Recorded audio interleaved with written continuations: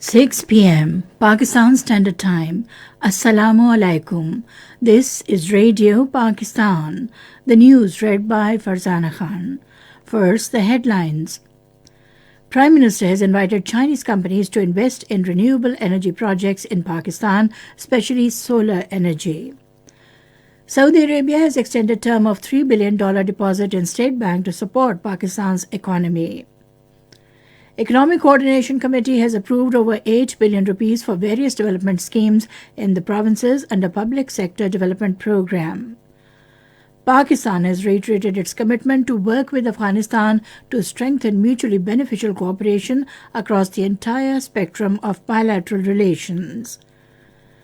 Russia has rejected U.S. President's terms for talks over Ukraine issue. And on the second day of the first cricket test against England, Pakistan in their first innings were 181 for no loss at stumps today. And now the news in detail. Prime Minister Shahbaz Sharif says mutual relations between Pakistan and China have been very reliable and exemplary in all eras. He was talking to a delegation of China Construction 3rd Engineering Bureau led by Vice Chairman of the company, Tan Gofu, in Islamabad today. The Prime Minister welcomed the delegation and mentioned the meeting with Tan Gofu during his previous visit to China. Shahbaz Sharif appreciated the company's Vice Chairman Tan Gofu's commitment to invest more in infrastructure and energy projects in Pakistan. He invited China Construction 3rd Engineering Bureau to invest heavily in renewable energy projects in Pakistan, especially solar energy.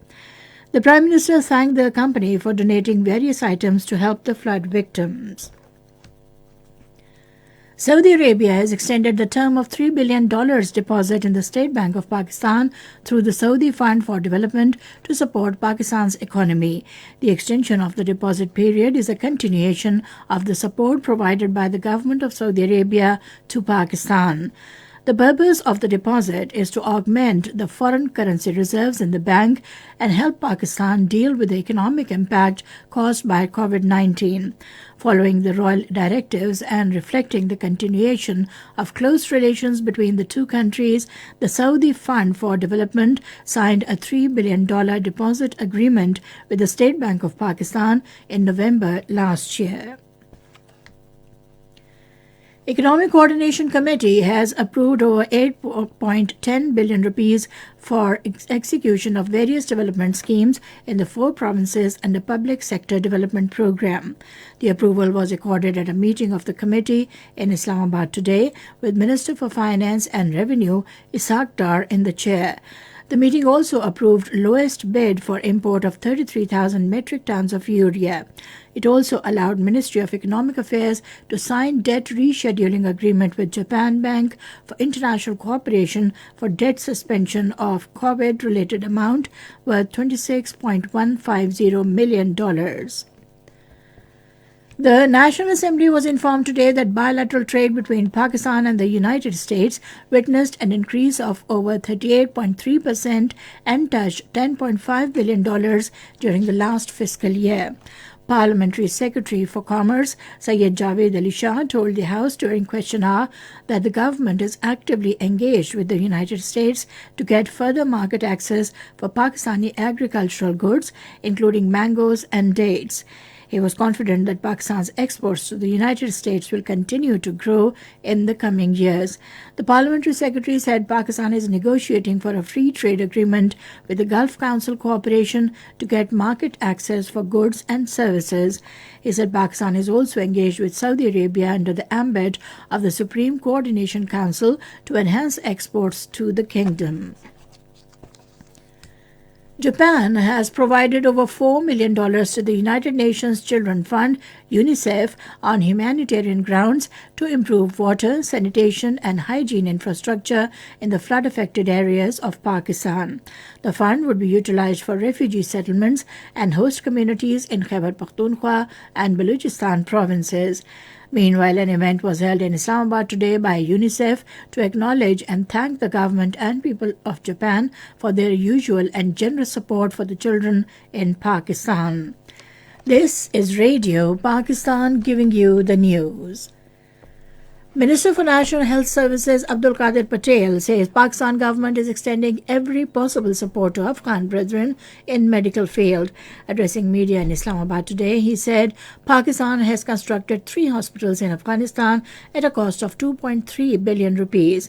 The minister said 24 doctors, 24 nurses and 21 technicians have been trained at PIMS, while 15 doctors have been given training in Peshawar to work in these 3 hospitals. He said the running cost of these hospitals, worth 1 billion rupees, is also being provided by Pakistan. Foreign Office spokesperson Mumtaz Zahra Baloch says Afghanistan has reassured that it will not allow anyone to use its soil against Pakistan.